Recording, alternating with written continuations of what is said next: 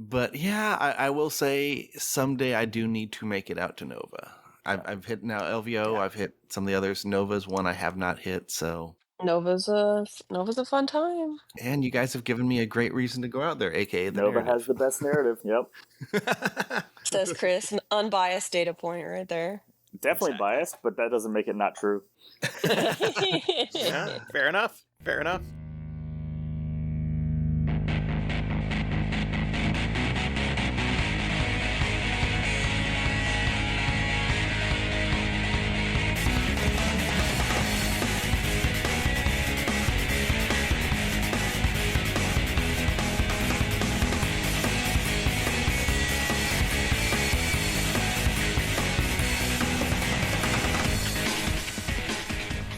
Welcome to Preferred Enemies, a Warhammer 40k podcast. I'm your host, Kevin. Dennis? And we have with us today a couple of guests. Hey, Christopher here. Hey, it's Rachel Strouhal. All right. Well, thank you very much. Yeah, they're coming back on. Chris is coming back on to talk about narrative, and Rachel's making her podcast debut. So, yeah, we've got a good, exciting narrative conversation coming up today. So, Yep. Today is all about narratives, past, present, and future. exactly. We're recording this a little bit earlier than normal in our week, so there's not really any new news to talk about. We'll have a news recap on the next episode when more releases come out. Yeah, our normal behind the curtain thing is Sundays we record so we can see the Sunday preview, but this is not Sunday, so no previews, but GW will have stuff coming out. Go check it out. Oh, and in case you're hearing a different voice and a less polished podcast host, Rob and Richard are both unavailable today, so it is just me and Dennis. Yeah, Nurgle has Rob, and Richard's lost in the warp this morning because it's early. Exactly. So, yeah, Chris and Rachel, you guys just came back from the Nova Open. I know we talked in the past about Nova in previous years. How did the experience this year go? And what was it like? Oh yeah, this year was pretty epic, I think. We always try to get the experience elevated year after year after year. We introduced a lot of new elements last year and then carried them forward this year and brought in some new ones as well. And I think in general, just always continuing to raise that bar. It was a really good time. You can probably tell my voice is a little hoarse here. I'm talking probably 18 to 20 hours a day in some capacity to players. But luckily, I have some really good help. Have Rachel with me as well as Tyler Planto and Eric Markterpour. So had a good team, and I think just a really great event all around this year. What was the size of the event? Like, how many players did you have this year? Well, it's kind of interesting. So we had originally put in for 64 players, which was what we had last year. The intent this year was I wasn't going to increase the size of the event, but I was going to increase the quality. So for me, a lot of that is centered around tables because I do a lot of work with making sure that the tables are really epic and awesome and have bespoke missions and things like that. So we started with 64 and then it sold out in seconds. So the organizers asked, hey, is there any way we've got a wait list of, I think, 90 something people? Can we open some more slots? So we did. We went up 16 more slots. That was about the max I could do to get kind of the quality that I wanted to maintain. Put those up and those sold out in seconds as well. So it was 80 people within the core narrative, but then we also have a lot of side events this year that we previously didn't have. So for instance, we always had the spec ops, right? So those spec ops were I think 48 people per night, if I'm not mistaken, and those sold out. We also had two new events that we hadn't previously run. One was our Machinations Unbound, which was a large, massive floorhammer event. In years past, it's really only been Titans, but this year we brought it out to where anything that was able to go up against a Titan could be used as well. So any sort of vehicle that had, anti-Titanic or anti-vehicle, anti-monster, or a weapon that was strength 14 or higher. I won't go into the boring details of how we organized that one, but we ended up having about 20 folks, maybe a little bit more on that one. And then the last thing we did, which was really fun, we totally created a format from scratch called Big Mech Rig Rekka's Wasteland Death Race. And, Heck yeah. Yeah, it Yeah. was 100% looted vehicles. So every vehicle that was there had to be a looted vehicle of some sort, and came up with cool, interesting rules of how that worked. How you were an orc inside of a land raider, or I think one of them was a Necron monolith. I still want to see a fire prism with wheels put on it. Yeah. Yeah, there were a couple of hammerheads that people. Yeah, I saw put the wheels on. hammerhead. It was really cool. Hmm. Yeah, so that was a blast. That was really fun. It was super fast paced. All the movement was doubled. Rules for ramming, rules for getting stuck in, stuff like that. So it was cool. And Rachel actually built the Big Mech Rig Rekka's Rekka rig, and it was epic. I did. It was built off this thing is like a foot and a half long or something like that. It's huge. It's close to 20 inches. And yeah. I built it off a kid's fire truck toy that I found at a thrift store for like $4, and then I just added tons of orc stuff to it and coated it in rust and grime and put red. tons of little spikes and those grabber claws and stuff from the orc trucks. And yeah, it was super fun to make, and it still rolls around. Luckily for rolls, Chris, who could just push it. So I can sit in my basement on the ground and just make orc noises and engine noises as I roll it back and forth. Beep, beep. Yeah, That's fantastic. yeah. No, I remember it was super fun to do. in what was it 2012, 2013 when the last time they did US Games Day, they had a orc, because I think they had just released like a new buggy or something like that. So there was like an orc racetrack thing as well, that event that you could do. And that was so much fun. So I'm glad to see stuff like that's coming back. Yeah, it was a hoot. I don't think anybody had a bad time. Okay, I will say this, hearing the numbers you gave out, I feel like the more we're kind of advertising narratives, hopefully we'll get more events, but it's like if you said yours sold out, you had to add spaces. I know when we did Midwest Conquest, we had to add spaces. Mm-hmm. So I really think this is becoming something people are craving and wanting to go be a part of.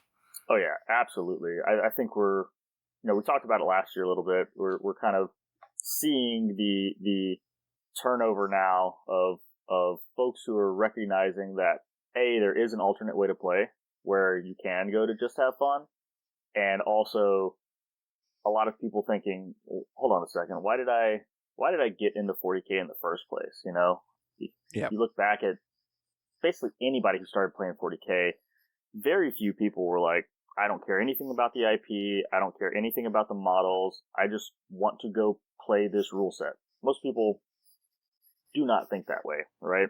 It was the models for me. Yeah, so it gets kind of morphed into all about the rule set and all about the balanced play, right? But that's not why anybody gets into 40K in the first place. So people either having like a little bit of a come to Jesus moment with themselves about, hey, I'm not enjoying this uber competitive style of play, and seeing that, hey, there's a place to go that's not just the game store or the basement to play it. Yeah, we get a lot of people at like tournaments that we run, so like Nova, the Games Workshop events and stuff like that. They'll come over, like the competitive players, and they'll see our tables and they're like, yo, these are awesome. Like, how can we play on these tables? And I'm like, narrative, my friend. And then they look at their competitive tables and they look back at our tables and then they're like, so how do I join this event next year? I will say I have seen that both when I've done KC Open and Dallas Open. There were people that were like that, but I'll also say maybe before the pandemic, tables were a lot different in the competitive scene because it was just a tournament scene. Yeah. And so your tables might not be as balanced, and that was part of the game. So you're right. Maybe because of trying to balance the game enough, they've had to make the train be balanced as well. So you don't get as much of the creative tables and they didn't exist for like a couple of years. And now with narrative, I think we're finally seeing those type of tables come back. Absolutely. And I think it's funny to see a lot of the memes out there. And what was the one that just recently came out where the entire table was clear acrylics? Yes, I saw that one. Yeah, and I'm actually not sure if it's a meme or not. I think that might be real. I will admit, because of at the time, like my very first US Open was in Austin, and I was playing on the competitive side because I wasn't into narrative at the time yet. And I loved those acrylic plates because we had so many things of, well, this thing is here, so it gave you a pure definition of this is the boundaries. So much so I even bought a set. So I have a set here. Yeah. I haven't used them since that year, but No, like having set boundaries for terrains like that totally makes sense. These are the ones that were like the elevations and like the layers, levels were also clear acrylic. What? Yeah. Oh yeah, no. the entire terrain set was clear acrylic. Yeah. Yeah. It was no. That's brutal. So it's like laser cut clear acrylic. That's insane. Yeah, it was basically acrylic boxes. Yeah. Yeah. It was. See, the only thing I want to see the clear acrylic cut into is like maybe some Tau stealth suits. That would be cool. Fair enough. Well, Rachel, this was your first year helping with Nova, right? Second, right? Second year, okay. yeah. Okay. Yeah, second Yeah, year. how did you get involved in helping out, and like what's been your experience helping out with events like this? Chris Stover made a pact with a demon and stole a piece of my soul, and I have to help him every year at Nova.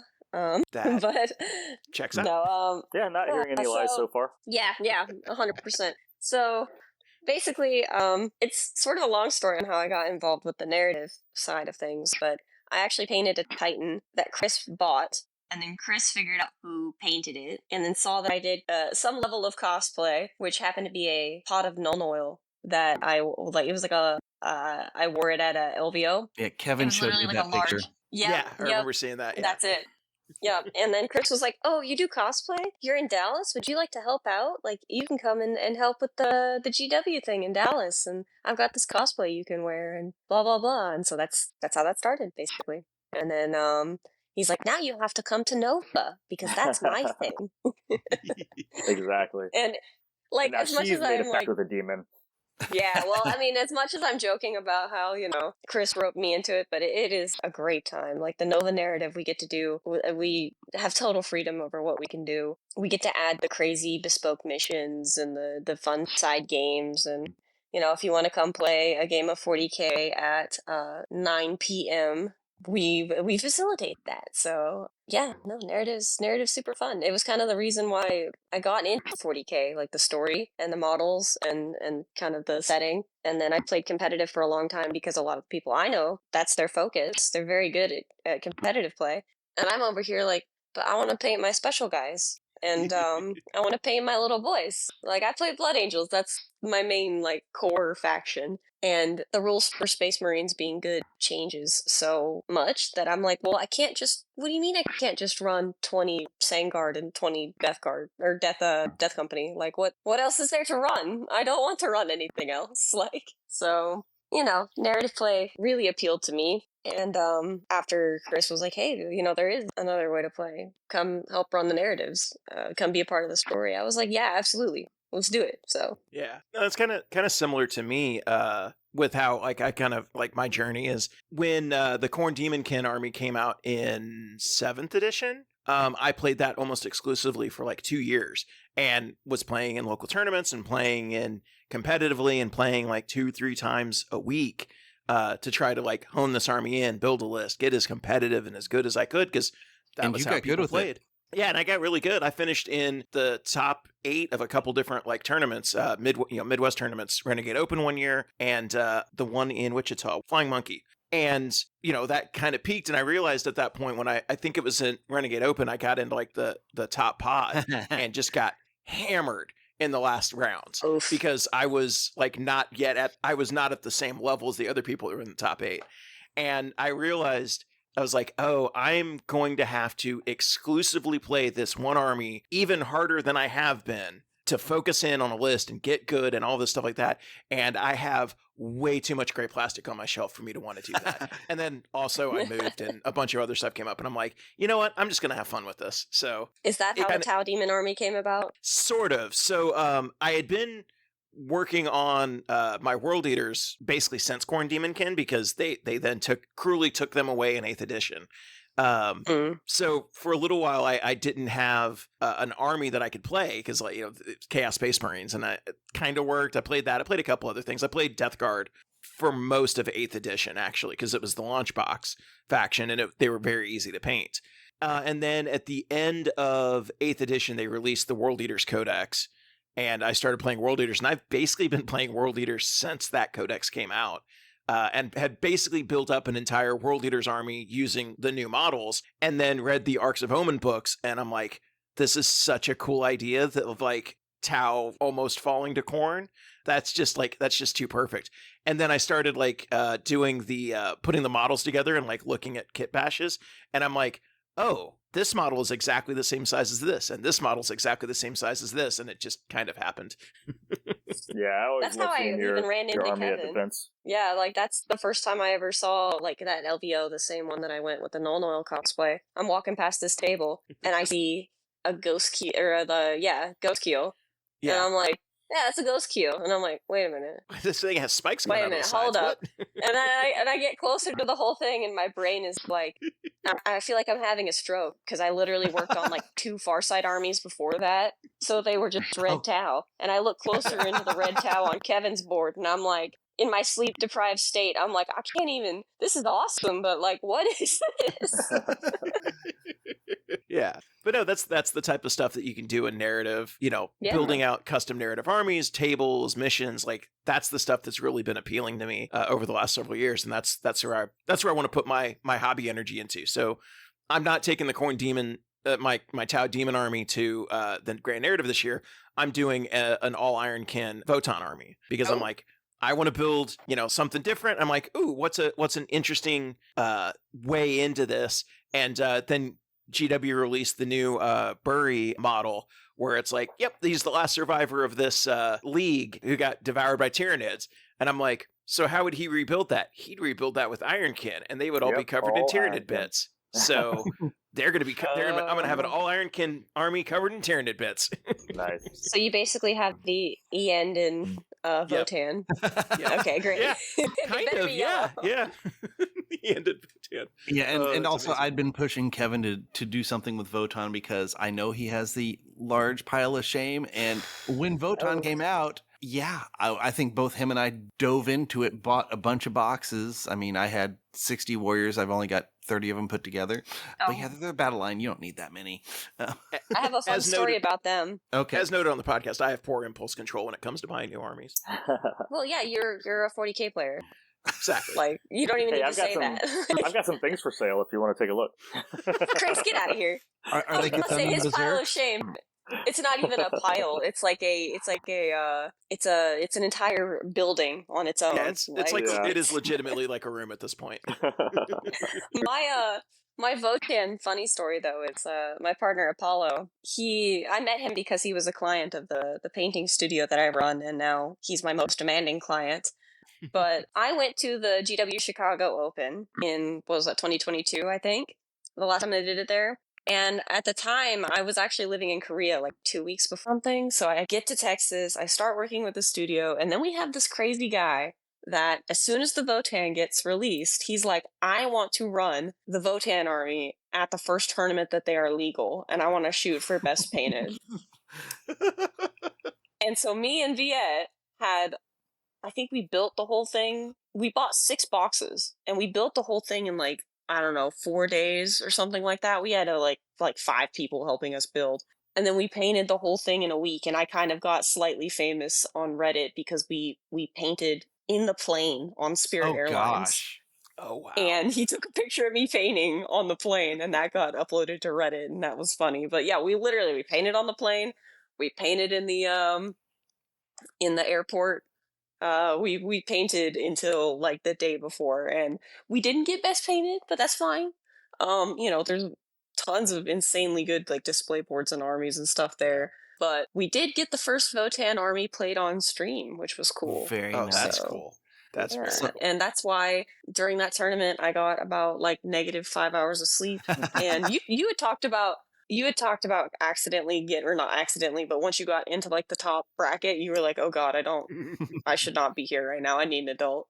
That was my experience with my first ever big GT that I had played, because Oh, wow. I won two out of 3 games the first day, and then I got put into a higher bracket and I got wrecked every single game afterwards, because I was like, dude, I shouldn't be here right now.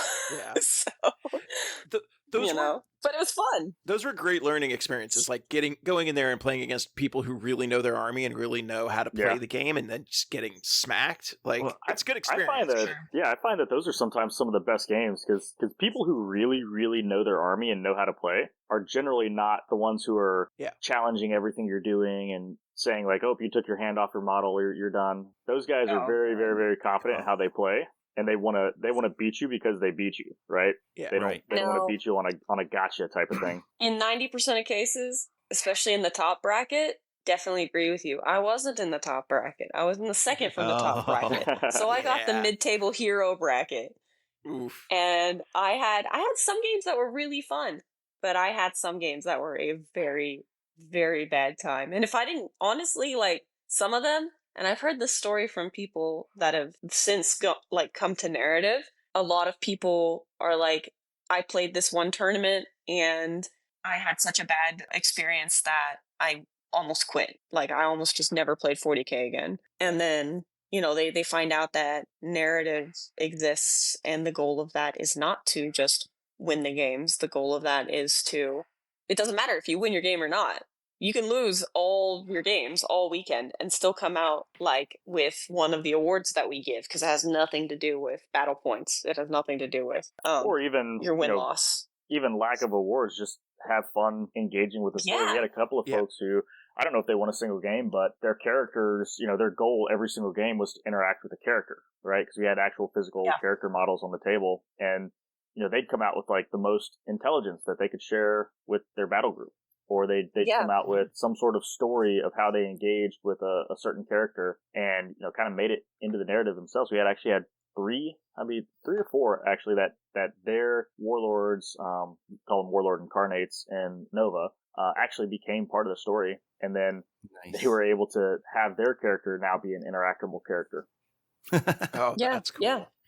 And even on like the GW narrative side, like the tables that we build and the little objectives that we give players in between the games, we'll have some players, they just go fully, they're like, you know what, this game isn't really going this way, so I'm just going to go do something insane, right? Like, I'm going to go climb to the top of this pile. I'm going to go check out this barrel. Because that's what my character would do, because I'm an orc and I want to get the shiny bits, or because I'm a Votan and I want to see if that barrel has value, and I'll say I'm jumping weird things, but to the grand narrative, I remember 2 years ago, I had the narrative of when I was playing against the Titan army. The Imperial Guard hired me in because I had the big guns, and I did table the Titans. I was so happy with my land fortresses that day. Nice. Then I had the match on the Jungle World where the NPC thought I was being serious, but I was being in character of like, who put all these weeds here? We just need to burn them down. Because he put, there was like plastic flowers or vines all over the table that you had. They were obstacles, or not dangerous terrain, difficult terrain for you to go through. And I mean, I thought it was really out of character. I thought it was really cool, but in character, I was like, who put all this here? Where's my flamer? I wish I had flamers. It's that kind of stuff that like you tell people there's this option to engage with 40K in that aspect, and they're like, oh, for real? That's a thing I can do? It's like, yeah, you totally can. And you don't get punished for that at all. You get rewarded for it, right? Yeah, exactly. Yeah, for sure. Speaking of the grand narrative, one of the other things that like is an area that you have engaged with, that both of you have engaged with, is like the cosplay side of it and the character stuff. How did you go about getting into the cosplay side of things? How do you determine like the characters that you're playing at these events? Like, and how does that process work? Yeah, so for me, I started cosplay really only about 5 or 6 years ago, and found that I really, really, really loved it. And that was really coming into my first Nova narrative. I've run a lot of narratives before that, but this was the first one where I centered it around like characters and interacting with characters. So I wanted to have one that you could actually interact with, right? And it's funny because that's the cosplay I've built and maintained for the longest time, but I've never played it at a Grand Narrative. I use it at the US Opens, but at the Grand Narrative, there's kind of a different process for establishing characters and seeing who's going to play what. It's more personality based, so we kind of figure out who all the characters are going to be, and then we start to I say we, I'm not a part of this process, but Games Workshop and the events team starts to look at, okay, who's available in the pool of folks who can play these characters, and then who would be the best fit, and then go through a kind of a selection process there and figure out who's going to play what and what their motivations and personalities are going to be. For the Grand Narrative, I've actually not built any of those cosplays that I've worn. Those have been professionally built, which is really nice because I don't have to do like what Rachel's having to do. Shut up, Chris. And make her own cosplay for the Grand Narrative. Really frees up my September and October.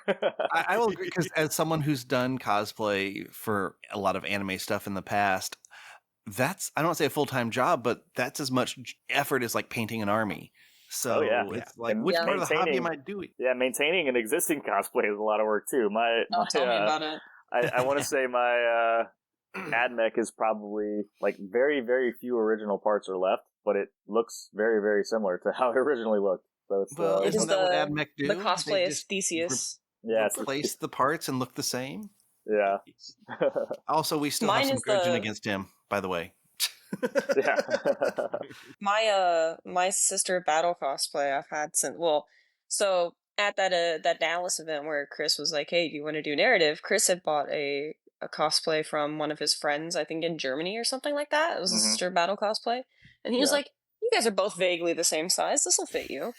And so I wore it, but and no shade at all to the lady that built it, but it was definitely not built for like 10-hour plus wear. It was built for like taking pictures, photo shoots. And that's a great point, because there is a difference between picture cosplay and wearable cosplay. Massive difference, because we, like Chris and I are in that. I mean, for Nova, we're in it like 12 hours, even more plus a day. And we have to run an event. So, like, you got to be able to bend down and, like, touch your toes, reach the floor, sit down, all this other stuff. And also, you don't want to make it too heavy or too hot, because otherwise you'll get sick and miss part of a game because you might have given yourself heat stroke. Well, Chris has his water vest underneath his. Yeah, so I actually have a racing vest or a motorcycle vest that pumps ice water. Oh, nice. Yeah. That would have been smart for me to have done last year. That's an advanced technique, Kevin. You're just starting. It's really funny because, Chris's cosplay is like the AdMech thing, right? So it's very AdMech. It's very AdMechable because he literally has like tubes hanging out the side that he then goes back to our little judge station and plugs into a box and sits there. And it's like, well, what are you doing, Chris? And it's like, oh, I need my coolant for my processors. Nice. It's very AdMech. But my sister cosplay, I basically took that base cosplay that I wore that first year and stripped it down to like, I think maybe only less than 20% of that cosplay is in the current one that I wear. And then the current one I wear, I've been wearing and taking around tournaments, like, shoving into a box and throwing on a plane. Oh, gosh, it's got to be like 20 cons or something at this point, or at least 20 instances of like wearing it. It's a lot. Like, and I made it as mobile as I could. It's probably 8 times this year alone. Yeah, 8 times this year, and that's just like for the GW and like Nova events. And then I wore it once at SoonerCon, which was cool to go to because that's like my hometown con. And then I think I wore it once or twice for events here in Texas. I wore it to the Rusty Nurgling at the Citadel Cafe. I wear it to all these random events, but it really is like those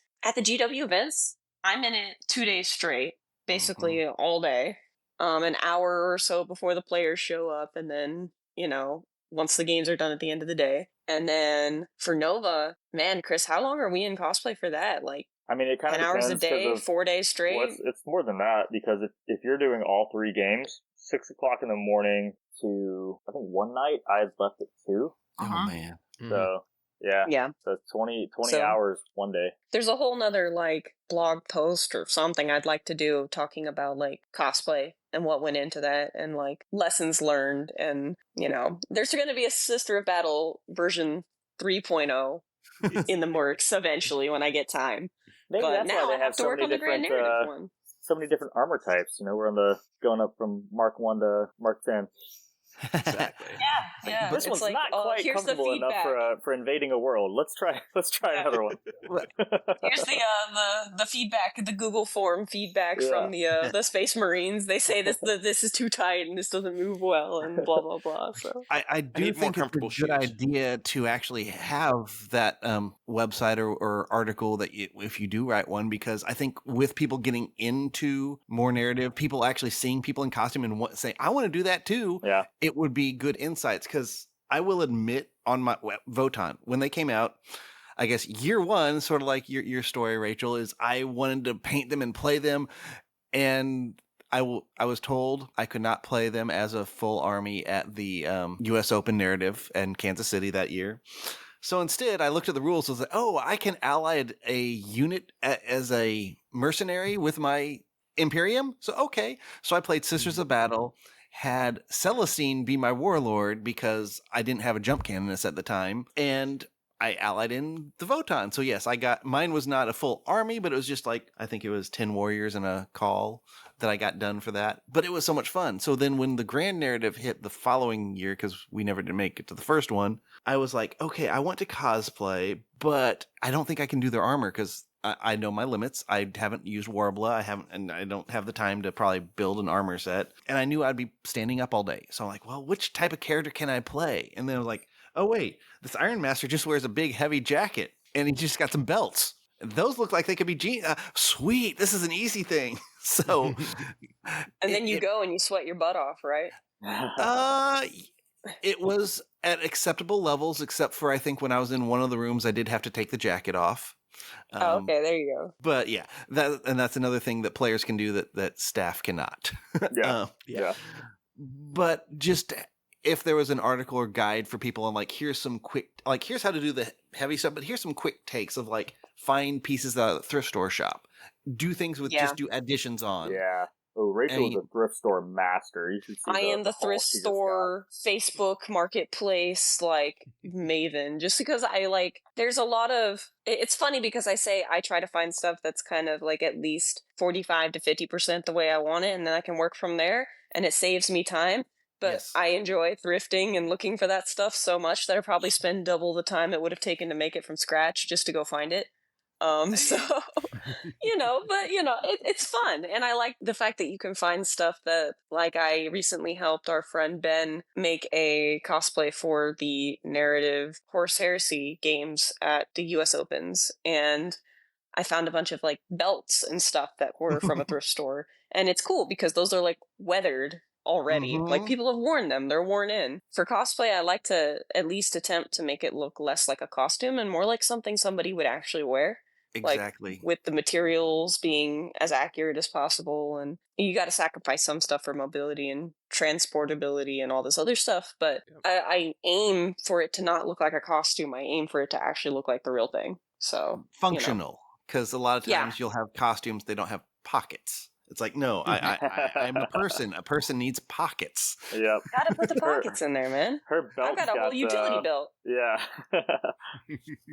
Yeah, you're taking me back a little bit, because I remember when I was cosplaying a lot for anime, I would spend a Saturday.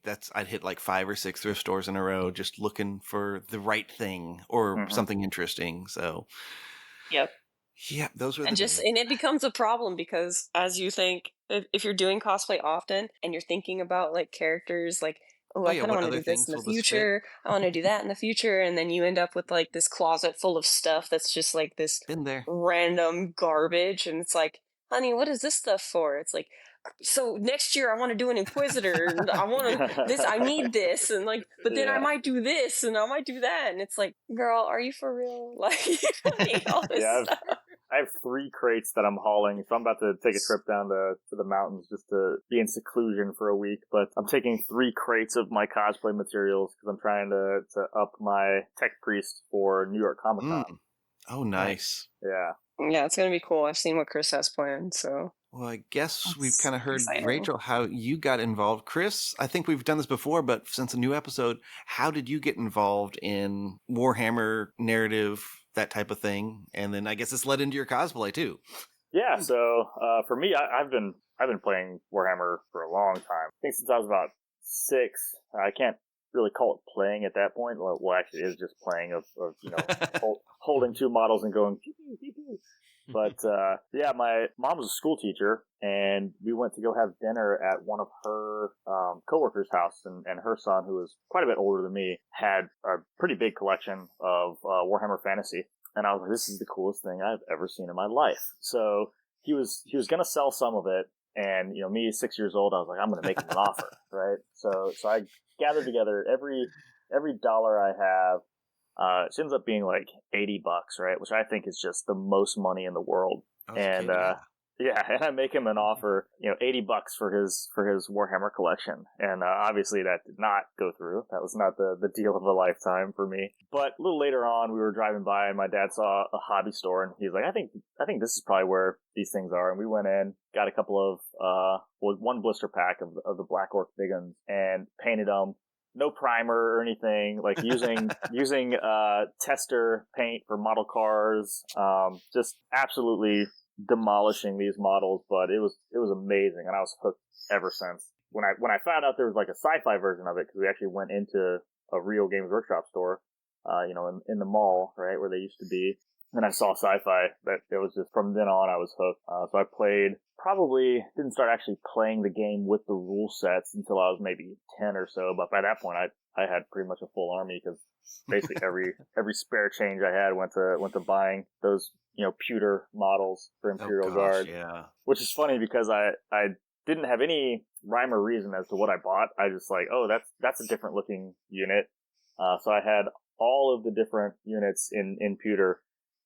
Which back then you could play all together, and then now it's come full circle, right? That they've done Imperial Guard the same way as it used to be, where you can play each of the different factions of Imperial Guard, and they each have different rules in a legal army. But yeah, about 10 years old, I started playing with the actual rule sets and really played narratively, right? It was all about setting up a cool story and playing just to have fun, right? And then I think when I got into like my teens and 20s, I started playing more competitively. Did that all the way up until, and I was in the military this whole time too, so I'm moving around. So there are some gaps that I wasn't really playing a lot. But even when I lived out in Japan, I was still playing. And then got back to the States probably around 2015 or so, and then went hyper competitive. I was like, all right, I can do this. I can be a competitive player.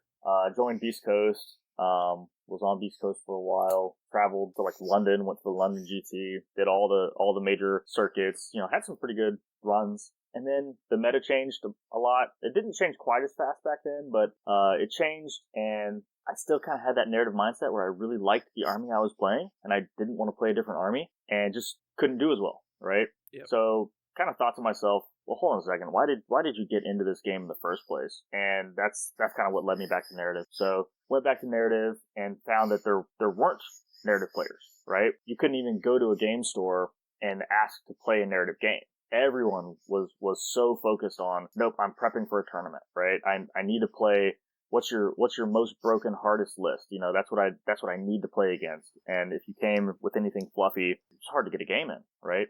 So that's when I decided to make my own narrative. And I had a few narratives I ran with, close friends, probably 4 people to start with, and then 10 people, then, had brought my terrain out, because that's something I also really love to do, was terrain. And I'd bring it to the stores and set up a table, and people were like, oh wow, this is really cool. And then I'd start going into, oh yeah, this is the narrative of this table, and this is how this mission plays. And it's like, well, what book is that in? Well, it's not in the book. I just made it up, right? And they're like, you can do that? Yeah, you can do that, right? You can do anything you want, you know? So then slowly people started to have fun with that and started up narrative leagues and escalation leagues and things like that. And the Nova narrative always existed. So that was good. The Nova narrative has been around for probably, I don't know, 12 of the 14 years that Nova has run. So I played in that, and then towards the end of that, I started to bring out my terrain and meet a lot more, narrative like-minded folks. And then, as those organizers kind of started to step away, because, sometimes people have like kids and a life and stuff. I'm not sure what that is, but I hear it exists. How dare they? So I stepped into that role, and that was my first time doing it at like a really grand scale of more than, 20, 30 people, more than, a local store can hold. And yeah, I've been hooked. So I've been doing that since probably 2018 now is when I started to really help with the Nova narrative, and then I took it over in full right after COVID. I actually took it over before COVID, but we had a whole thing planned, and then obviously COVID kept the con from happening for 2 years. Yeah. So that's kind of how I got into it, how I've stayed into it. Now I don't play a lot of games, really. I play some games to play test my scenarios just to make sure that they're not, wildly lopsided or uneven. But for the most part, that's really what I do. I run the events and then provide terrain, build terrain. It's so interesting to me because, like you mentioned, same time that we were playing, that 40K didn't really have like a narrative community at all, like no scene at all. It was only competitive. But then a game like Horus Heresy, it's almost completely inverted, where the only events you have are narrative events. So it's so weird to me that for that whole time that people were like, well, if you're going to play 40K, you have to play it this way. If you're going to play Heresy, you're going to play it this way. And nobody ever thought to like, but what if we did this in this setting? Right. It's just very, very weird to me. Yeah. What if you just took your plastic soldiers and you did what you wanted with them? Exactly. Imagine that. Like, and even more so because Chris got into his whole origin story. My getting into 40K, I've only been into 40K since 2019. I started with the Horus Heresy books. Like, that's how I got into it. And I got into painting the miniatures because my D&D DM was like, hey, am I allowed to swear on this podcast? Yeah.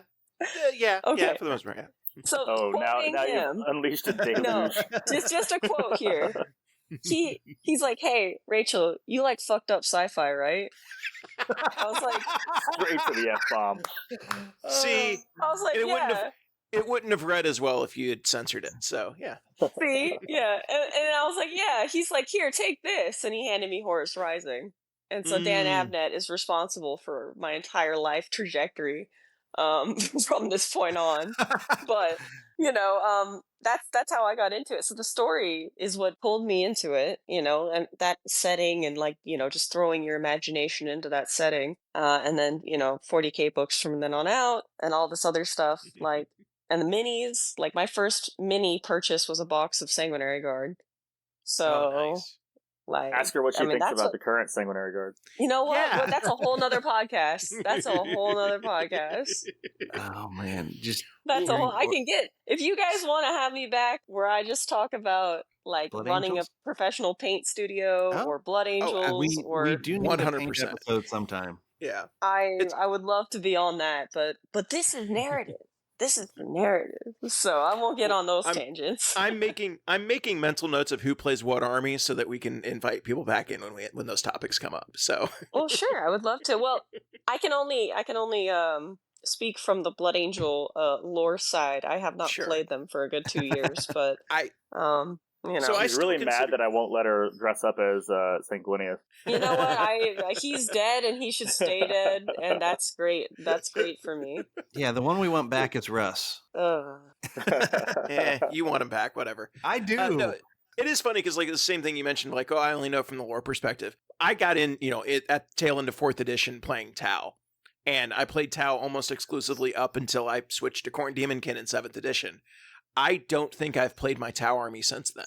But I still consider myself like a Tau player, even though I have not played a game with that army in 8 years at this point, 9 years at this point. Because everyone else still considers you a Tau player too. Yeah. Wow. What's a Tau player always? I also play Tau, so I'm allowed to say it. I don't know how I feel about that. I've at least, Here's the thing: the other thing you mentioned, like the inspiration for the World Eater's Corn Army, Tau Army. The other thing with that is Rob, our main host, usually is also a Tau player, and we've both played Tau since 4th edition. And every time we get a new Tau book, we, as a joke, go in and look at the profiles and see what melee options there are, and see how unviable a melee Tau army is. So hey, there was a hot second. In like 7th edition, where where you had like almost enough viable melee weapons to maybe make it work. Yeah, you had a nice surprise melee unit where it was like, right, wait a second, and then they get wrecked. The like, I think it was in 6th or 7th edition when they first put the Onager Gauntlet in there, and then they made all of the Riptides and bigger suits monstrous creatures. So it's like you had some hidden melee capabilities, but like you're not going to win games off of that. Yeah. So yeah, when we were reading through the Arcs of Omen books, we're like, wait a minute, this is a way to make Tau melee work. You just play a different army. Man, I remember one of my first games against Tau, like ever, I was like, hey, you actually have a model with a sword. I want to go fight that one. And so I just sent my whole army at Farsight. And I was like, God. yes, you fight in a noble way with the sword, as the God Emperor intended. Like, let's go. I want to say it was back in like 5th or 6th edition, long time ago. We ended up having it in one of the games I was playing against Richard. I had a unit of gun drones, somehow got into melee with the Zoanthrope. And like, this was before you could fall back and like disengage from melee. Slap fight. So, Oh my so we God. had a 4 or 5 round slap fight of 2 gun drones and a Zoanthrope flailing at each other, doing whatever in melee because none of them have arms. I don't know how to describe it, but nobody Just stuck any bonking wounds each on other anybody. in the Yeah. head. Nobody stuck wounds on anybody. It was amazing. It was glorious ineptitude. See, that's the fun kind of stuff that, yeah, you can get that moment in the competitive game, but you can get those moments, like, that is the narrative game, Yes. Right, right? Like, yeah. that is totally the narrative game. Like, I think at the Tacoma Open, we set up tables, and they had these, like, big, what is the Space Marine, like, little turret piece of terrain that you can put down? It's a the fire Hammerfall zone. bunker. Yeah, okay. The Hammerfall bunker. And we had some of those that were in the terrain and were like, around for the players to do stuff with. And there was a guy that had like a Death Guard or like a Nurgle army with like a ton of Nurglings. Yeah, he put some Nurglings And in his it. goal was like, I want to go have the Nurglings shoot that turret. I was like, you know what? If you get up there, let me know. Let's see what happens. Yeah. So That's the fun stuff you can do. Yeah. It's the silly stuff you can do where you have Nurglings fighting somebody's warlord, right? And it's like, oh, okay, let's go. And I'll say this just sounds like everything's full circle, because back when I started, back in the ancient times, Rob and I actually played 40K at a gaming convention in college. And we didn't have any models. We just used the models that the guy had there. He set up like things, and I was doing the orcs, because pretty much it was like orcs, Space Marines, and Eldar, because that's all that guy had, because he was kind of sponsored, because it's a small college. You just bring what you can. And like Rob's big story, he'll say, is his warp spiders just annihilated Gretchen because of the templates, because warp spiders had template guns at the time. Oh, and I still remember throwing a grenade up on top of a tower, hitting it, and the guy said, and we didn't know what to do, because we're like, does this fit? Because it was dead on, and he says, well, he's got cover by that. Here, roll your 2d6 if you roll like low enough. And then I rolled snake eyes. He said, yep, you blew that guy up. And so we had little stories and extra things, and that's how the game started. And it's kind of nice that we're back here now. Yeah. And I guess go ahead. As a brief aside there, Dennis, I think that's the first time we've told that story from 2nd edition, where the current Warp Spider models are not the same Warp Spider models that were used in that game. Painful but true, but they were good models. That's why they stood the test of time. Were they? Were they? Yeah. The new ones are awesome. Yeah, the new ones are. I mean, this is why when they released the new Eldar thing, I had to buy all the Aspect Warriors, because the new models are really good. Yes. Yeah. Any models are cool. But yeah, so we've anything else you want to tell us about Nova? Like what your plans are for next year? Are all the games, like you said, there's like different games side games, are they all Mhm. related into your bigger narrative, or They each are, one its yeah. own thing? Yeah, they're all related. They all happen kind of sequentially. So we put out a story inject before Nova that kind of took some of the key elements of where we landed at the end of last year and kind of refreshed it for folks, and then introduced a couple of new characters. So we had a story about, at the end of last year, one of the things they were trying to do was basically bless a sword with the name of a demon so that it could be given to someone to kill the demon. The narrative inject was basically trying to get that sword from one of the planets where it had been blessed to the planet where they needed to fight the demon, and it got shot down by Big Mech RoeTaKa and his Rekka crew. So that game mode was essentially, and oh, by the way, Rachel's character was on that Thunderhawk that got shot down, and then her character started wandering the desert. So that's where the Big Mech RoeTaKa's Wasteland Death Race comes in, because the sword was on that transport. He looted it, and both forces of Salus Praetus and Obus Excidium, which are the two primary factions, were hiring other orcs to scour the wasteland, try to find Big Mech RoeTaKa and retrieve the sword. But they wouldn't tell them what it was because they didn't want to be double-crossed by the orcs. Which they ended up getting double-crossed by the orcs, but that's a different story. The person who got the sword decided to join the crew with Big Mech RoeTaKa instead of handing it to the force that hired him. But yeah, so that there was actually a narrative plot beat to that where the side that retrieved it could have gotten it. However, the fact that they didn't meant that the Rekka rig showed up at the Machinations Unbound, because that particular event was the large Titan battle, where it was trying to get to the point to deliver it to my character, Thanatrax, because Big Mech RoeTaKa thought that would be the most profitable. He'd get the most teeth for giving it directly to me instead of, skipping the middleman, right? And then both forces were fighting over trying to get Big Mech RoeTaKa to join their side, because there was an impasse where he had to choose one side or the other to go around. So trying to offer him protection or offer him, crumpin or a good fight. And then one side was able to convince him, and then they got the sword in there. And then that ended up impacting the next day's last battle of, okay, so Thanatrax, my character, is in the forge with the demon, has the sword. But throughout the event, I had been giving hints of whether or not the blessing had succeeded or what the demon's name was. There were multiple pieces that people had to put together, but there are also multiple demons. So if they didn't get the right combination of words, they didn't have the right demon name. So one faction that was present on that board actually got to me first and wanted me to slay the demon, but they had put the puzzle together wrong and gave me the wrong name. They had mixed two different parts of two different demon names because they had taken two different instances in the story and hadn't put together that one of them was a corn demon and one of them was a kind of a forge demon. But then the other side came up and had the correct name, and they ended up defeating the demon, but they didn't want me to have the spoils of that fight. So ended up having a standoff between that force and the main character, and then they learned a little additional information about me as the main character based on having that interaction. So instead of just allowing me to do what I wanted to do, we had a standoff and ended up getting some insight into what's actually going on with my character. Oh, but yeah, all of it's connected. Everything. That's so That is cool. Two things. One, we are and I feel so sorry for that. Aiden is on our crew, and Aiden is the MVP. So at Nova, Oh yeah, Aiden's great. Assists. I don't know if we can bring him up though So, because of child labor laws. Okay, Aiden volunteers enthusiastically. Yeah, he's a volunteer. He helps out a lot. He's in his little cosplay.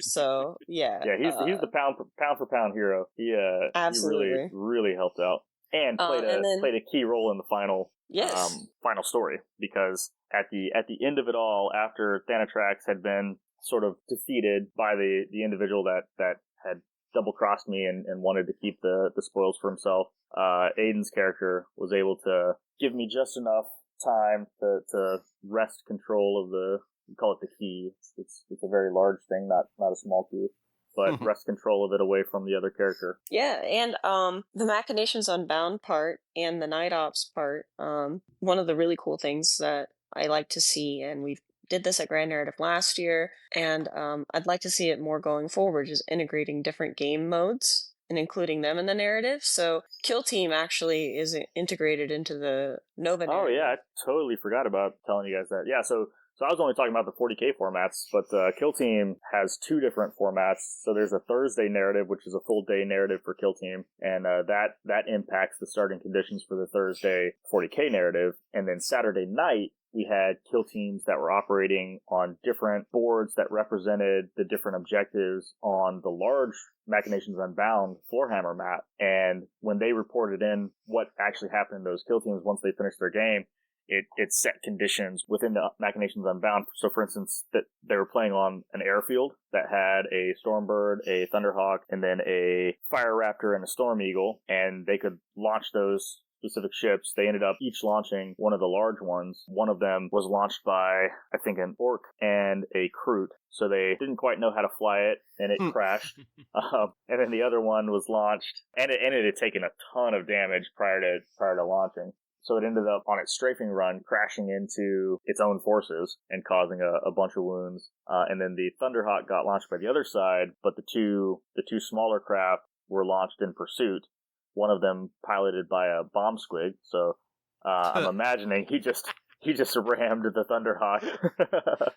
So that was pretty cool. Then we had a Prometheum refinery that played a big role in where power got routed throughout the game. And then they had a comms relay, and that actually played a role where they ended up opening up a comm relay to Thanatrax and the Forge to try to tell them, hey, open the gates, right? This Orc Rekka rig is coming in hot, and it's got the sword that you want.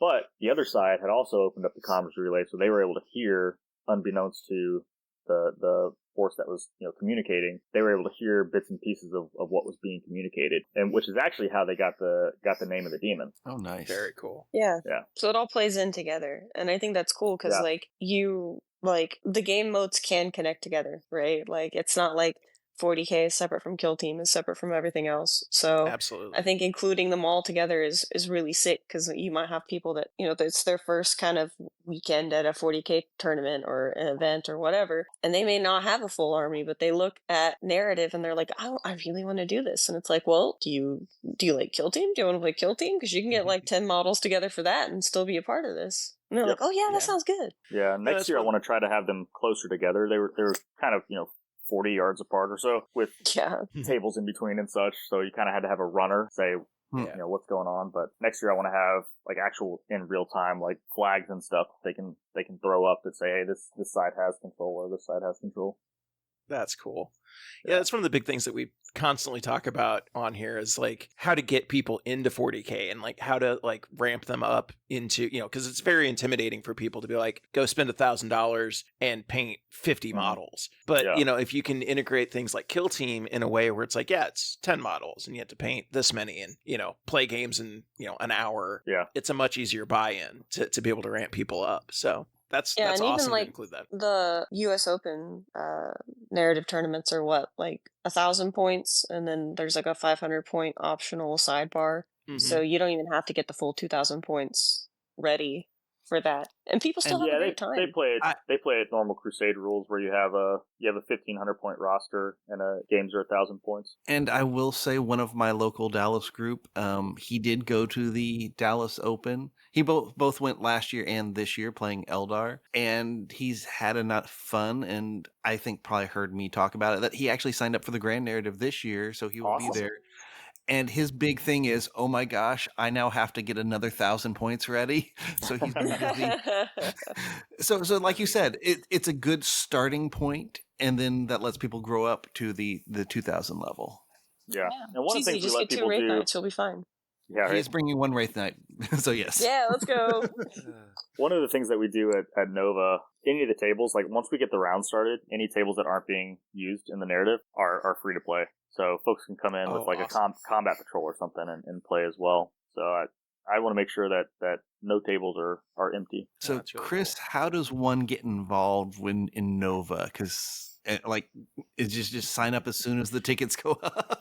Yeah, you got to be Johnny on the spot with tickets. I'd like to say, I'm going to have more this year, but I'm not going to have 200, right? That's just not feasible. Right. You have to have Eventually. staff to be able to cover all that, and and you've even told us before, the limits of what you can do still without quality. Yeah, so that goes into the quality conversation. There's a couple different aspects of quality of a narrative before it starts to feel like you're just playing games on different terrain. You got to have the staff that's able to interact. If herding the cats becomes the primary thing that you're doing, and not being able to go and spend 5-10 minutes at a table and walk them through a DM'd session of what they're currently doing, interacting with somebody. If you constantly got people waiting on you to wrap something up, to go do something else, and you feel rushed, or the story gets out of hand, right? There's an amount of wrangling where if you've got so many people out there DMing sessions, it becomes easy for someone to accidentally slip something in that isn't actually part of the story, and then players latch onto, and it takes them the wrong direction. Right? Some red herrings are there on purpose, but they're intentional red herrings that you will get information later that can tell you, hey, that's not the right thing, right? Like pairing up the demon names. But I just don't know what you're talking about. I've never seen gamers get off track and latch on to random things. Oh my god! Right. I had a couple of players that were just, every single time they interacted with a character, they're like, I want to kill this character, and I was like. For a certain few times, I was like, all right, you can try, right? It's never going to succeed, but you can try. And then I had to take one person aside, because that's all they were trying to do was kill the characters. And I was like, hey, out of character for a second. I'm going to tell you what goes into creating a character. And these are real people that spend hours building cosplays and hours doing story and intertwine with everything. If you kill them off through a dice roll on a table, that's not how this thing is designed, right?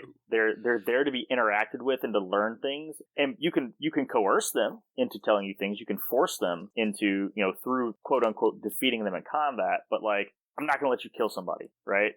So just I don't want you to continually be disappointed that no matter what you roll, one of these main characters in the story doesn't die. There's going to be some plot armor here, but if you tone it down to be like, hey, I want to make this person tell me a piece of information, or I want to force this person to go to a different table, or I want to do something like that. Yeah, now we're in the realm of, yes, you can defeat them in combat and get them to do what you want them to do. But I mean, there's a guy that was like, he had Rachel's character, right? And he's like, I'm a space marine, so I'm just going to take her head in my hand and crush her skull. And I was he said that while I was there in my costume too. And I'm just looking at him like... Yeah. And I was like, bro, all right, that's what I had for real to have. right now? Yes. So that's what I had to have that. All right, we're out of character for a second. Let me just explain to you the work that goes into creating a character for a narrative, because I think maybe you just don't know that this is not a possibility. You're not going to just be able to kill off a main character. It's the same thing of we have our interactable tables and stuff like that. Yeah. We had this table that was having a grand old time trying to kill a demon that's in a portal, in a piece of terrain on the table. Yeah. And they kept being like, is it dead yet? Is it dead yet? And I finally go over to Chris and I'm like, Chris, they can't kill it, can they? He's like, of course not. Of course not. Of course not. So eventually, they were like, how many wounds is it? It's taken 85 wounds, and they were shooting all sorts of stuff at they were shooting a Porphyrion at it. Yeah, at the multiple demon times. In the portal. So I tried to steer them, because it was like, okay, you can shoot the Porphyrion at it, right? It's like -1 to hit, or only hitting on 6s or something like that, and any miss goes into the portal that it's coming out of and reemerges at a random objective, dealing that many mortals to whoever's on that objective, right? Yeah. They moved totally off the objectives and kept shooting the freaking demon. And I was like, oh my god. I went over to them and I was like, guys, I know you're having a great time, but out of character, you're not killing the demon. You're not going to kill the demon. You think I'm going to try to interact with it some other way? That's been masterfully emplaced inside a Noctilith crown, where it's half emerging from the portal. I'm just going to go rip that thing off the portal next year? No. It's a piece of terrain, guys. I'm gonna take off this centerpiece piece of terrain. It'd be like, so I built Love for the the narrative. enthusiasm. Love the enthusiasm. For the Redirect, narrative please. this year, I also did a big mecha worm. I don't know what we called this thing exactly, but The World out Killer of Engine. the World Killer Engine. I built the Nice. World Killer Engine. This thing, when it was fully built, was like, what, 4 feet tall or something like that? Yeah. Oh gosh. And every single... Maybe taller. Yeah, it was at least 4 feet tall. It's cool. There's gonna be some pictures I'm gonna upload pretty soon on like my Instagram and stuff, but Chris has some pictures of it that he's posted as well. But it was 3D printed by my buddy Joe Dolan, and he's been around to the Grand Narrative and stuff, so you guys might have interacted with him. Joe did like designed the armor and stuff I wore last year. Yep. Oh, okay, yeah. Awesome. Yeah, I know he did several people's armor. He's done some parts for me as well, like my sword and my my Melta bomb that opens up so I can put cough drops and candy inside. And my axe. And my axe. No, literally, Chris's Omnissiah axe was done by him as well. It's called Joe's super cool. Cognicide. It is. So, what was I saying? Yeah, he helped me print it, and then I painted it with a lot of dirty down aging spray and Monument Hobbies Nova Orange, and it lights up as well. And every day it got taller. So like it was made in chunks. So like it started out with one chunk on the table, so it was about like maybe 2 foot tall. And then every single day, it got another chunk to it. It was emerging from the forge as it's being birthed. That's so cool. But it'd be like if the players were like, I'm going to shoot the World Killer Engine and kill it. It's like, dog, I put like 3 months into this thing. No, you're not. Yeah, No, you're not. Oh, no, you killed it. And there's another one that shows up at exactly the same spot that looks exactly the same. Narratively, this thing kills worlds and makes an Imperator Titan look like it's a grot. A joke. So, yeah. You're not killing it with your 5 Lehman Russes, my friend. You killed this World Eater engine, but the next one, its twin brother shows up. And in his honor, you can also call him Landfill. Yeah. Yep. Is there a place where like all of the like pictures and stuff or like recaps for like the Nova narratives and stuff have been posted anywhere? Like I know Rachel, I know you have your Instagram and some stuff, but okay. Yeah, we have a Discord for the narrative. It's not exclusive to folks, participating in the narrative, because we do have exclusive channels that are locked just for people who are actually participating, but there is a photo dump in there for all past years, so 22 through 25. Awesome. Where I've invited folks to put things. That's really the only consolidated place. It's got probably a couple hundred pictures in it now. But yeah. I said earlier, I've been thinking about how to because I'm not the hugest fan of like social media, because it especially as a painter and someone who's running and doing events constantly and just really busy, it takes a lot of time to do stuff like YouTube videos and like content like that. So after chatting with several people, I was like, you know what, I'm gonna roll it back to the classics. I'm gonna do a blog. I'm just gonna like type stuff and put pictures, and that's like something I can do completely on my own time. And it's like, okay, well, if you want to consume that content, then go ahead. So eventually that's gonna roll out, hopefully soonish, but maybe after November, after everything is done.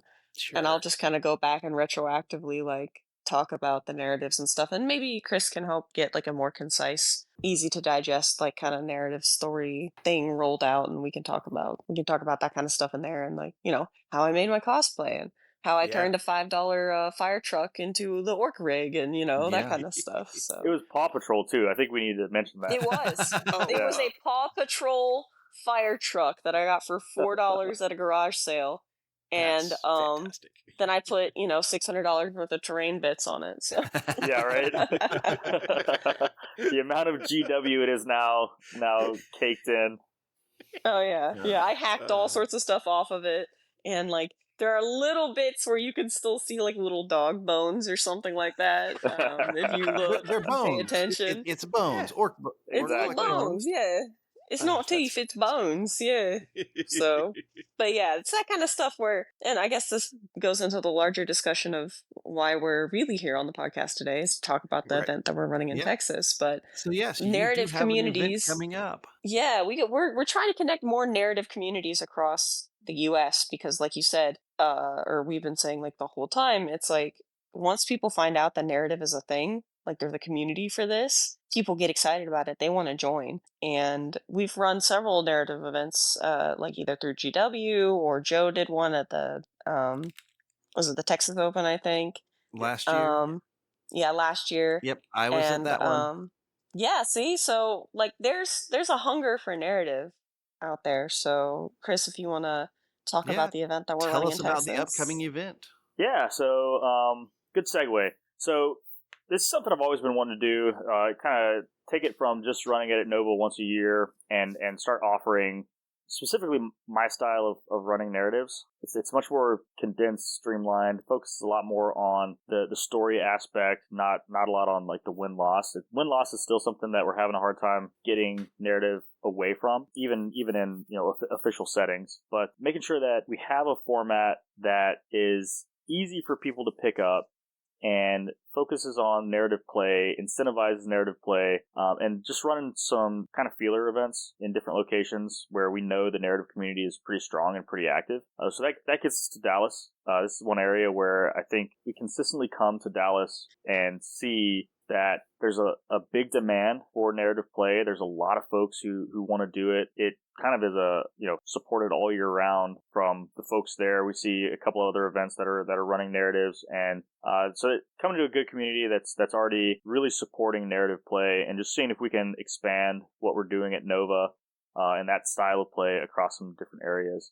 So we're looking at a 40-person event, which is actually fairly big. It's not a tiny event. I think 40 or 50 is what we run at the GW US Open narrative. That tends to be about what narratives can self-sustain, and seeing if we can build a lot of hype in the Dallas area. Eventually I want to get up to 100-person narratives in 3, 4, 5, 6 locations all over the country that are kind of all subscribed to the same system of play, so that folks know what they're getting into, and they're not trying to learn something new every time. Because that is one of the downfalls of narrative, is that because you are kind of deviating from the standard way of playing, there's a little bit of a barrier to entry of, all right, I know 40K, but now I have to figure out how it's different from normal 40K.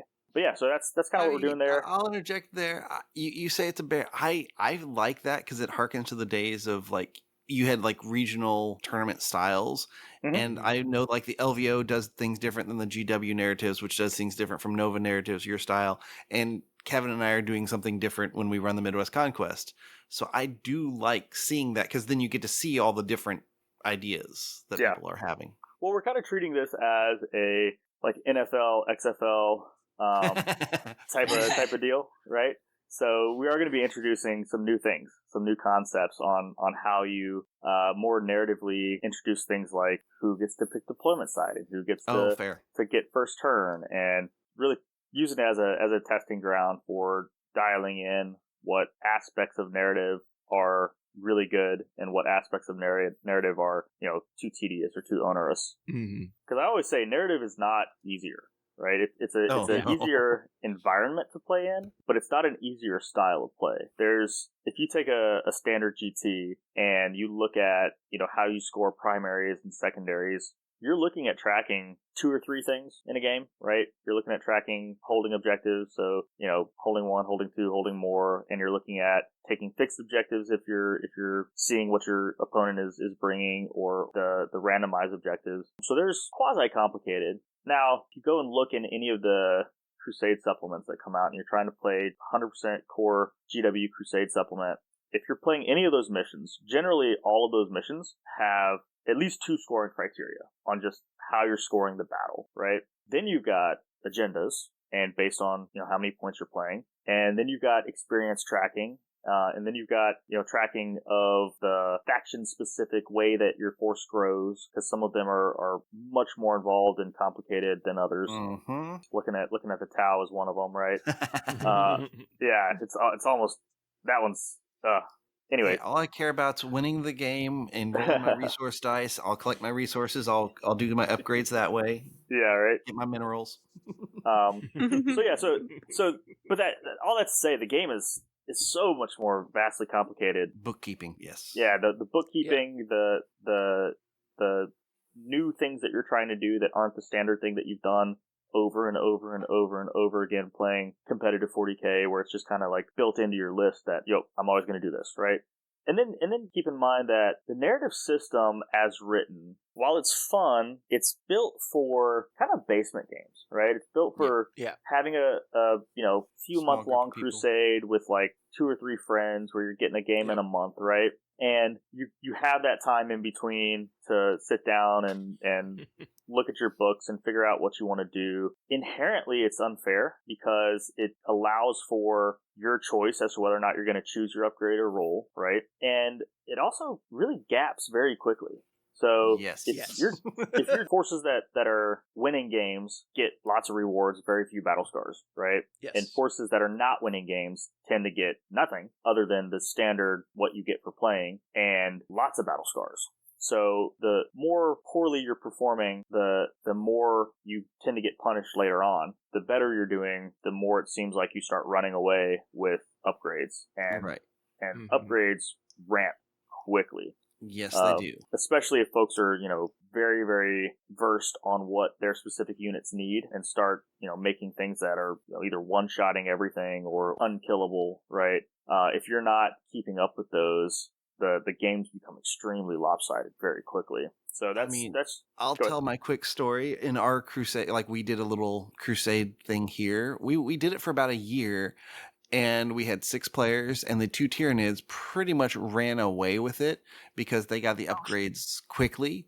Yeah. And then, like, I was with the Space Marine faction. We had 2 Space Marine armies, and we were losing a lot, and we didn't get any real upgrades, and both of us had to retool our list to bring, like, heavy vehicles to be able to even dent the Tyranids. But, yeah, that gap got too large, and I think that's why, like, even when Kevin and I run things, we're like, we're gonna do a narrative thing, but we're not gonna do the upgrade thing because we want to, 1, remove the bookkeeping in that short period of time, and 2, we don't want that big of a just gap in like power levels between. Right.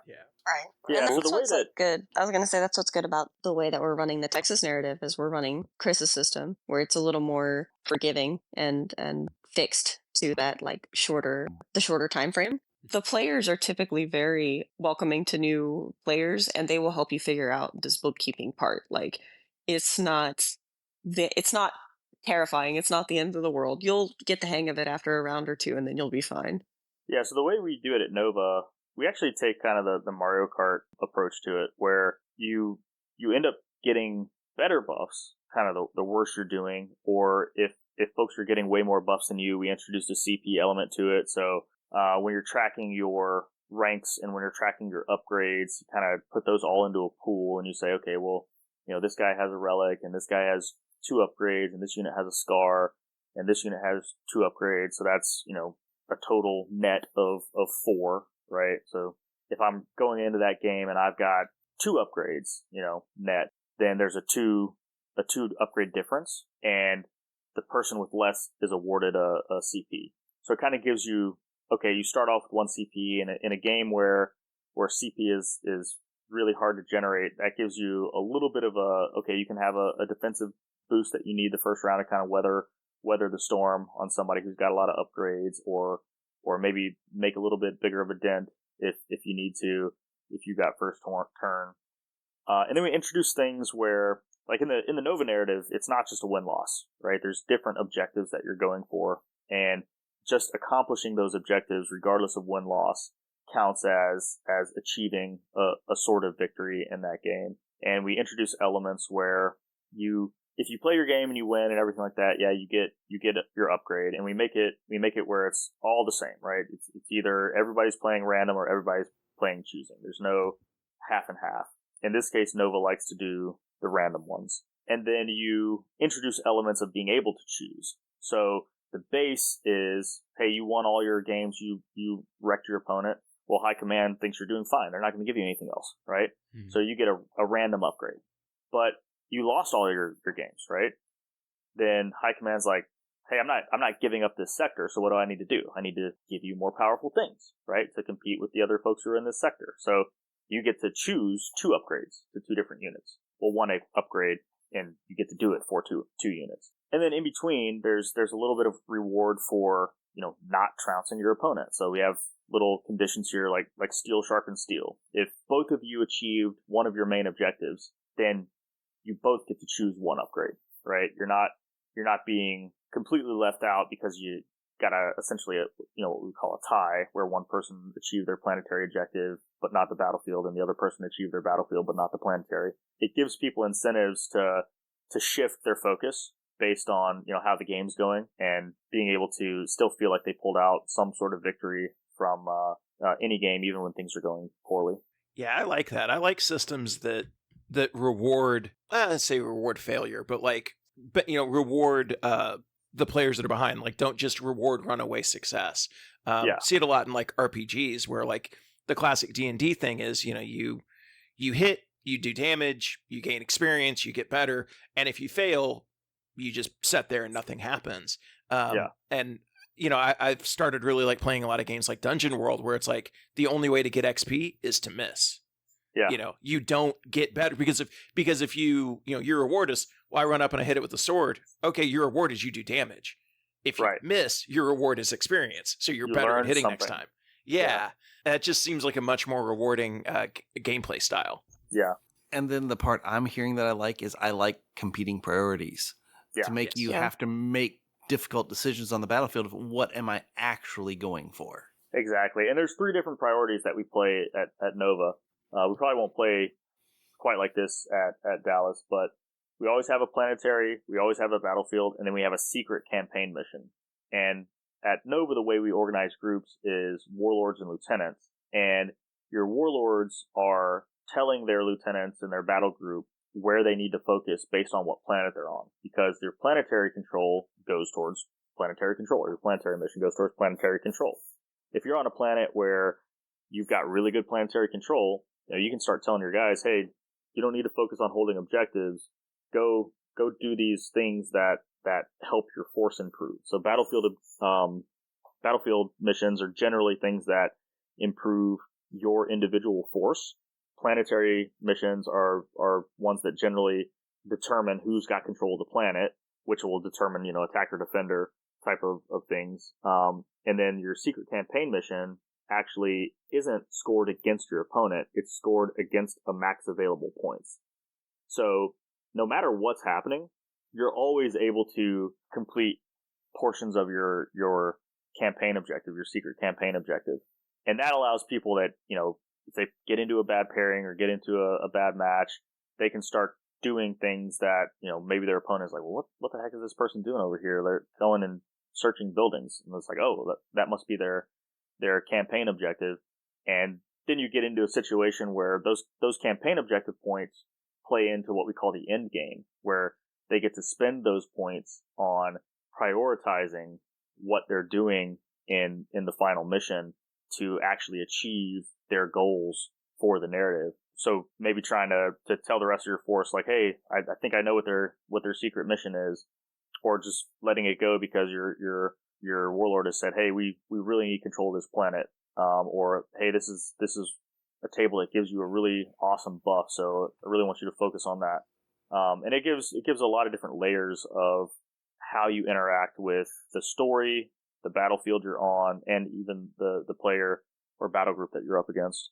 Oh, very nice. Yeah, I definitely like those competing priorities, and I think that's one of the more interesting, engaging parts of like the narratives that I've played that you guys have ran. So I really, really appreciate that. Yeah. Oh, yeah. It's actually fun sometimes when people go onto a table and both have the same objective. And like quasi cooperative, because a lot of the tables you're playing against an element that's on the table.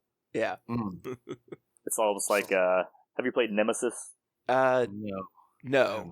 Oh, it's a cool board game that's got like secret objectives where you have to help each other or else nobody will win, but not everyone can win because you've all got secret objectives. Nice. Interesting. That's the kind of stuff that like encourages, like, because a lot of these secret missions are like search buildings or do something with the map, like with the table that you're on. And something I've noticed from a lot of the narratives that I've done is like the players really love engaging with the battlefield. Yes. Whether that be searching a barrel that we throw down, like, or like there's a There's character good there. stuff in the barrels too. I know most people Wait, think really? they Yeah, just explode. I promise. But that's Good just stuff in the your poor barrels? rolls. So after we did Dallas 2 years ago, we included the barrels in our narrative, and I wanted to like simplify it and like did a smaller chart, and I was like, well, let's do the chart where it's like half good, half bad. Yeah. And when people rolled, everybody only rolled the bad things, so Exactly. nobody engaged with them at all. So Yeah. I reworked it last year, and it was all good things. No, Yeah, that's like, funny. Our Mostly barrels good are things. Bad. mostly good. It's mostly really good. only like if you People just roll bad. they just roll poorly. I would say our chart is probably 75 to 80% good. Yeah. Okay. It's just Yeah, people just but when it's roll bad, you poorly. hear about it. yeah. Oh Like- yes, yeah.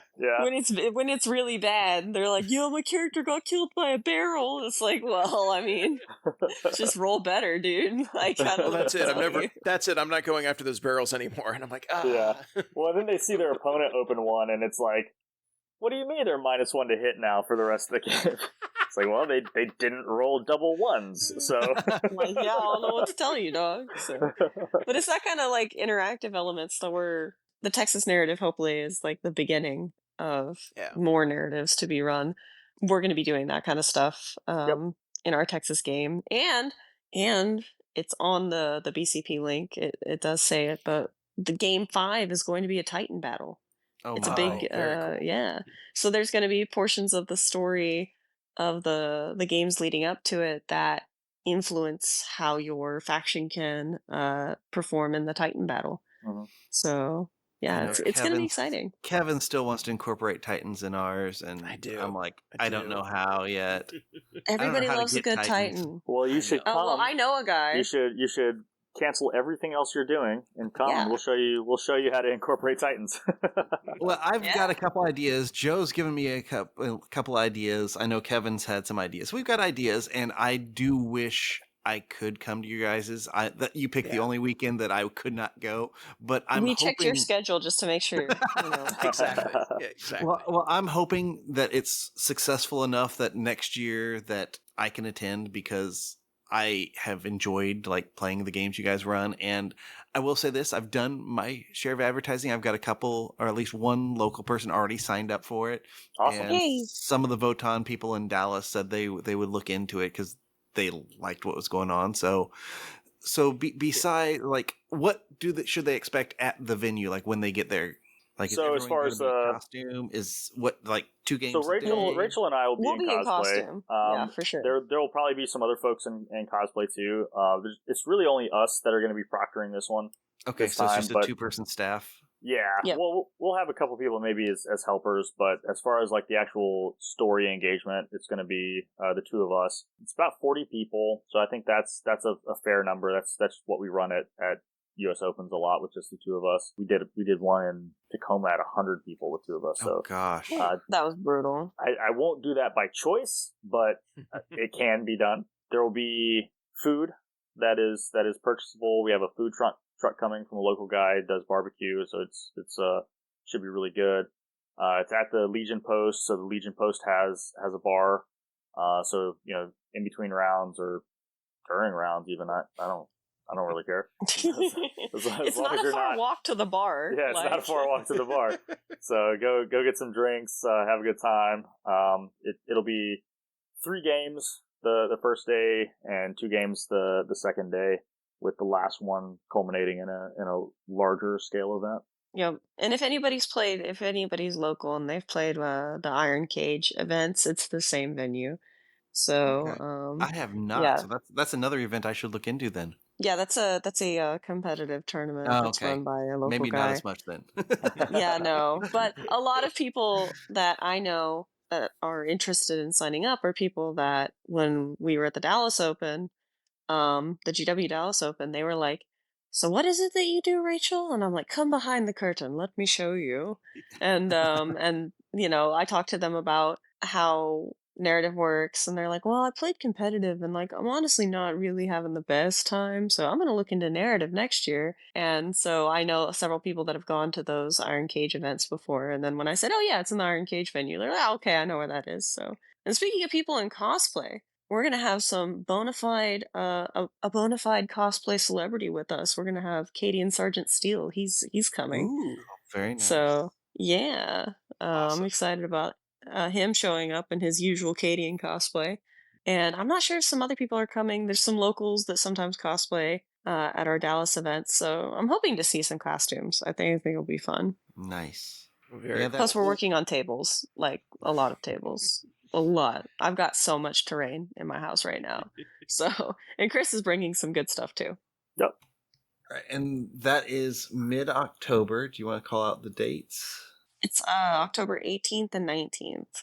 And that's here, and we'll post a link to the sign-up page. Yeah, that'd be great. Yeah, absolutely. Hopefully it's not sold out by the time we get this edited and posted.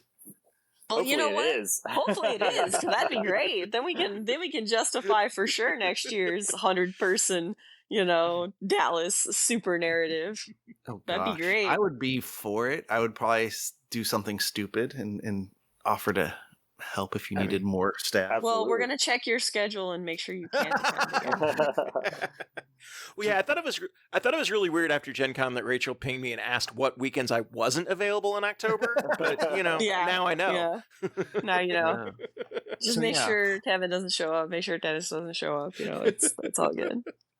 Well, that's just because you want us to both be staff eventually, right? Is that what it is? Well, yeah, There you go. that's the whole point. But we're gonna have to see the cosplay first, and then we'll decide. Fair. But yeah, so that's coming up. Nova's coming up. And then the other thing that's coming up right past that is the grand narrative. I know Kevin and I are going as players, and both of you are going as staff. So we know you can't talk about any of the staff stuff, but at least from a player perspective, we just had our meeting with event staff, Zach and Mike, and they told us all of the stuff we need to be prepared for, gave us information about the Lords of War that might or might not be there, and that we would be soon getting our emails to sign up for battle groups. And I'm still torn on the whole faction thing, because I know it's easy to go Imperium, Chaos, Xenos. Two of those make sense to me, which is Imperium and Chaos. Xenos doesn't make as much sense to me because that you get things together like Orcs and Eldar or Tyranids and Necrons. It's just so, but that's what it is. I know they tried one year of letting people kind of choose, but that was also chaotic in coming up with how the factions are teaming up. So I think this is the best it's going to be, because I think they don't want to go to a two group thing and have the Xenos ones pick. But even then, Tyranids, where they're kind of off on their own normally.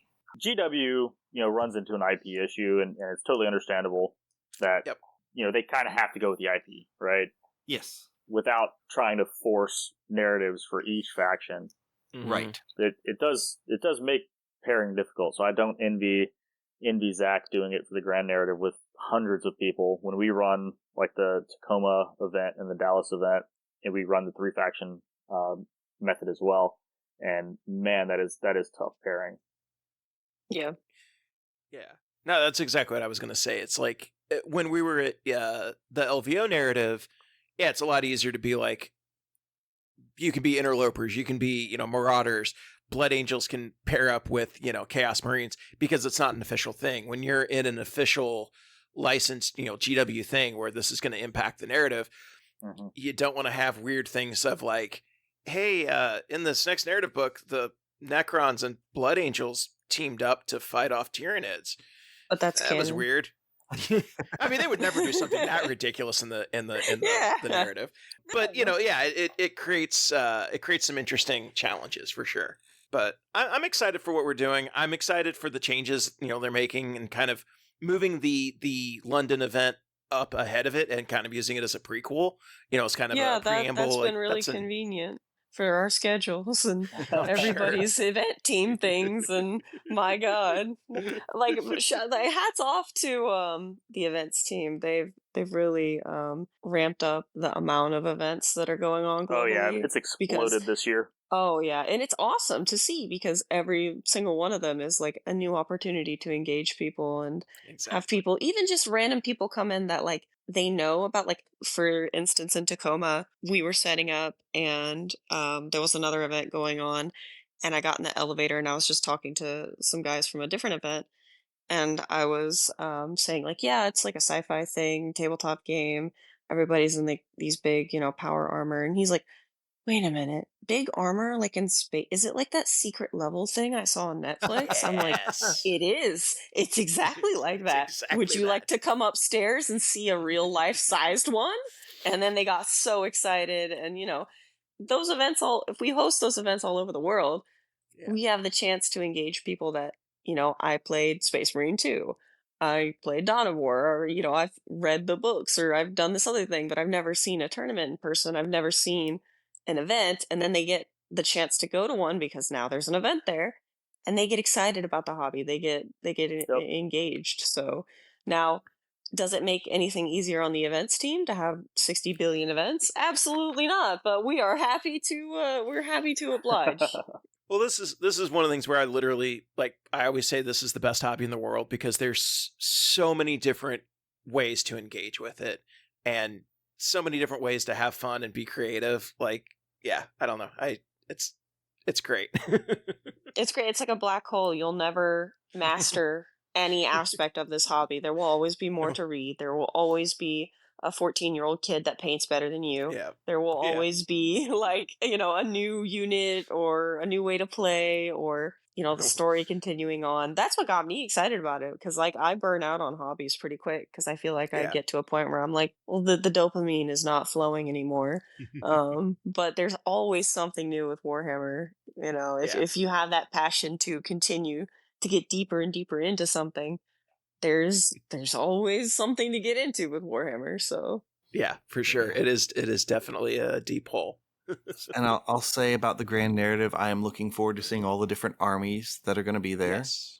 yes, I'm actually looking forward to the story because of some of the small reveals they did. I'm sure there's going to be a lot of twists and turns we're not ready for. Two of the things that I thought were great because they did the overview and then they did like a 20-minute Q&A. And half of like the first third of the questions were, wait a minute, is this actually the Mordian of Mordian, Ironguard? Like, is it actually that planet? And they're like, yes. Yep. Really? Yeah. Yes. So I thought that was cool that like it's definitely moving closer to the actual like narrative, mainline narrative of like what's going on in the novels and the codexes and stuff like that, which I thought was very cool. As And then there opposed was to being a far-flung area of space. yeah. And then the other thing was there were two different groups that asked, hey, our battle group has one giant combined display board. Are we going to have a place to set it up? And I'm like, heck oh, yeah. that's so I love cool. hearing that kind of stuff. Yeah. That makes me so like when the people like a whole battle group shows up as like one like force or something and they're Yeah. all like really unified and they got their own narrative and stuff that they're like, bringing into it. That's so exciting to me. Yeah, that exactly. people get that jazzed up about the hobby that they're like, we're all going to build cosplay together and we're going to build this giant, 4x10 display board that we all fit on and it has lights. And I'm like, geez, this is awesome. And we Matt get to shaved his provide. head last year. Yes. Yeah. Like we get to provide that kind of environment for the sandbox for people to play in and encourage them, which is just super magical. Like it's awesome. Awesome. Yeah. Well, is there anything else that anybody wanted to bring up, discuss, plug? I guess it's maybe a later podcast if we do any if you guys want to hear anything about like, the hobby side, like painting and stuff. But Absolutely. I'm trying to also connect the painting scene in Dallas as well. Cause I feel like we just have like the whole hobby in Texas is a bunch of little pockets of people that don't know that there's a whole bunch of other pockets of people to go talk to and hang out with.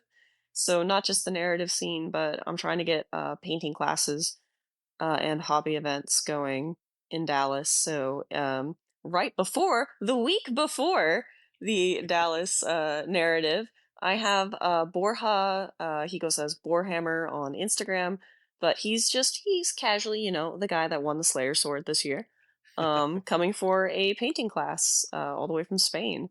So, and I think that might be sold out by the time this releases, but just keep in It's good mind, to know. follow my Instagram or whatever future blog ends up getting put out, that I'm trying my best to bring artists from everywhere to help kind of elevate the hobby scene here. So Very cool. Well, Well, what's she's your calling out our painting stuff, Kevin? I mean, that's fine.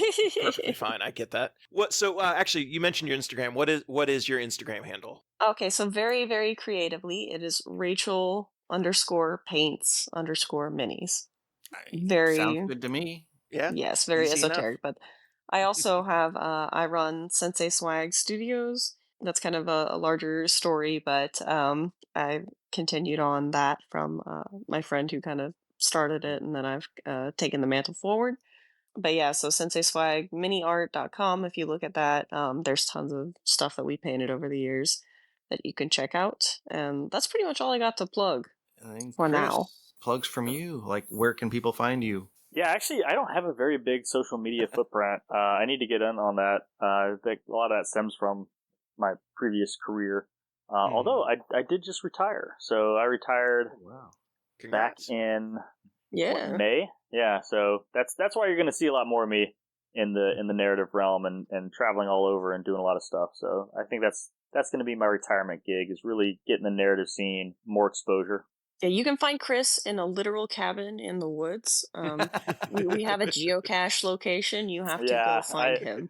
I kid you not. I am getting off of this call and starting my drive to the middle of nowhere. So Oh, that's great. Yeah. yeah. So you cannot find Chris on the internet. You must go hunt him down in real life. find him You in must real go life. to these events. Well, I guess that's Yeah, why Or go to exactly. these events, yeah. Where there is a narrative event, a Chris Stover will appear. Yes. If you attend a narrative event and believe hard enough, Chris will appear. See, now Yeah. I'm getting scared that he might show up at ours, Kev. Oh gosh, that's embarrassing. Do you believe? And then give us then another he'll critique. Give us at least another couple of years to like build it up. And then Chris So can we don't come embarrass ourselves. just break your narrative story like entirely. No, I'm just gonna come kill all your characters. Yeah. So it is actually kind of hard. we'll have like over 30 next year, I think. Yeah. Well, I say characters in air quotes. They're not played by people. They're model characters. Yeah. Yeah. Well, all right. Well, thank you both for coming on. Obviously, you are both more than welcome back for any time or any topic that you want to talk about. If there's future narrative events or army releases or painting, or you just want to talk Warhammer, like let us know, and you're definitely welcome back anytime you guys want. Yeah. Thank you, guys. Yeah, I love it. Thank you a lot. We appreciate it a lot. So yeah, we'll have links posted to the event in October, as well as to the paint class if there's still tickets available when this goes live. So check the show notes, check our social media for those links, and if you get a chance to attend, definitely try to make it out. And I don't know if we said the name of it. It is the Stella Solataris campaign. Oh yeah, okay. Might need that. Yeah, no, fair enough. Yeah, Stella Solataris. Yeah, we just been calling it the Dallas narrative, but the Stella Solataris. The battle for Stella Solataris, because what is Warhammer without some good fake space Latin?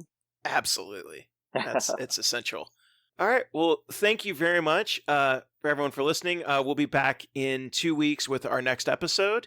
For all of us here at Preferred Enemies, I'm your host Kevin, Dennis. And thanks again to Rachel and Chris for talking narrative with us. And we'll see you all again in 2 weeks. Good night, good gaming, and see you in a narrative.